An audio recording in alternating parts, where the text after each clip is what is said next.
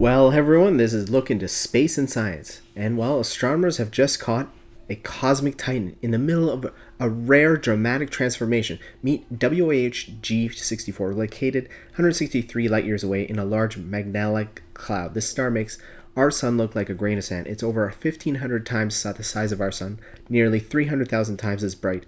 And while for decades we knew it as an extreme red supergiant, but starting in 2014, something strange happened. It began changing color and heating up. In just a year, it transitioned into a yellow hypergiant, a phase so rare and short-lived that we actually only confirmed a few dozen in the entire universe. We are literally watching a star die in real time.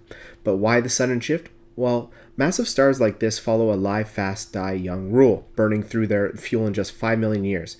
But WHO G64 has a secret. It's part of a binary system. Its companion star might be stripping its outer layers away, or the two stars could be on a slow motion collision course. We just don't know. So with that, I hope you guys have a good day and a great night.